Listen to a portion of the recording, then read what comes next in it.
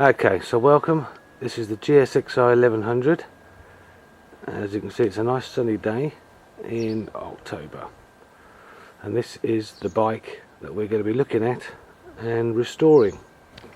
Okay, this is a 1990 GSXR, and in one of the nice colours, the blue. It's done 24,000 miles, and it's in standard form and trim at the moment. So what we're going to be doing today is the first part of the restoration. We're going to be taking the wheels off and send them off to be powder coated, because like most Suzukis, the finishes aren't quite should we say winter adhering, so we've got to go and check those and get those redone with some nice thick powder coating. Generally the condition of the bike, as you can see, is pretty good. It was bought February this year from up Manchester off eBay, and everything is there, just needs a few bits polishing and replacing. And this is the front wheel, and you can see the marks on the wheel there. We're going to be sorting those out and putting new tyres on and bearings back in when it goes back together. As you can see, most of the parts on this bike was made from aluminium, so not a lot of rust on the bike. A few parts obviously made from polished steel, but pretty good condition. Thank you. Aesthetically pleasing. I think this blue and white colour scheme is the best. It was the first year of upside down forks, which was no other production bike had those, which was put on to stiffen up the front.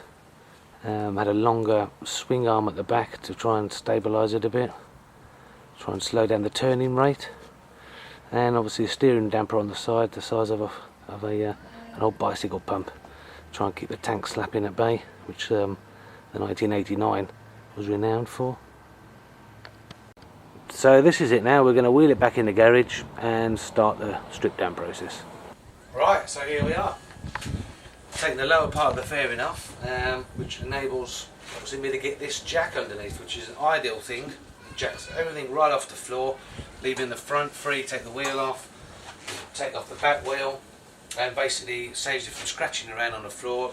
Everything's there at an accessible height. So we're going to take off the front wheel. We're going to remove the brake calipers. They're going to pull the pin out, drop the wheel out. We're going to take the discs off. I'm going to knock the bearings out, because when they're powder coated, they've got to be completely bare. The same thing we're going to do with the back there. We're going to take the back wheel out, down the bearings, take the disc, and take the crush drivers out and everything, and get ready to take them down to the tyre place where they're going to get rid of these tyres. This tyre actually is on back to front. I did sort of know about it. I only went for an MOT, failed on it because I forgot to sort the tyre out. So this is been going around backwards, with the wrong way round the tyre is. But hey ho, still here to tell the tale, shall we say. So anyway, we're going to put new tyres on it. So I'm just going to start doing that now, and we should get the front wheel off first. Right, there we go. So first of all, we're going to start off with the pinch bolts. I'm going to do these.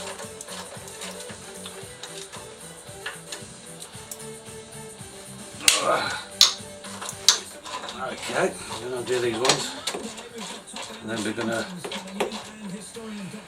loosen off the spindle nut. That's done, and then I'm going to take off the calipers both sides. Okay, got to take the calipers off.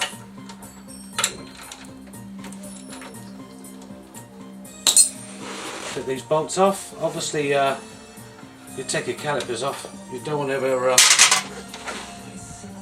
touch the brakes in the brake lever, otherwise you'll have a pig of a job trying to split the brake shoes apart, or you could possibly pop them out of the seals. So that one's there, loosen that off.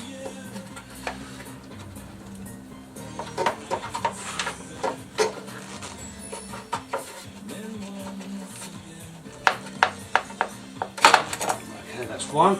Not to worry too much about damaging it. The paint's so thin on this wheel anyway,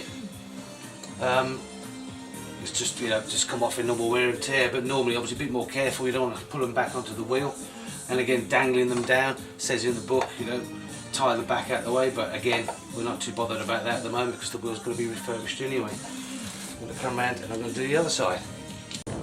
Right, okay, the calipers are both off. I'm going to pull the spindle out. That's it. Drop the wheel out, and that's it.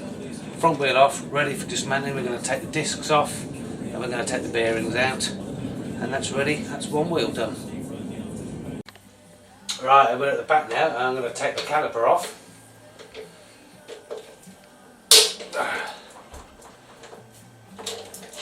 Take this one off.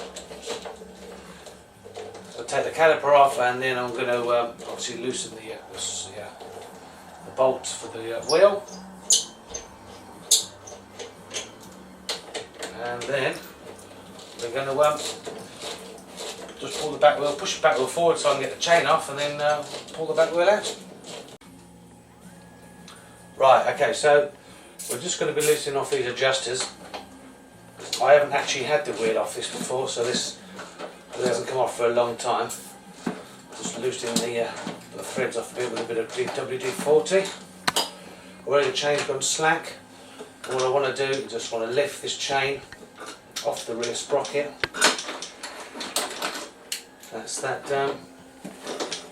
That's off. Then we're going to wrestle with the spindle now, try and get that out. Take off the nut, then that's off. And then try and push this through and grab everything else with about 8 pairs of hands. Rightio. That's that, that's the spindle coming out. That's it. So there we go, back wheel out. Get back to you later.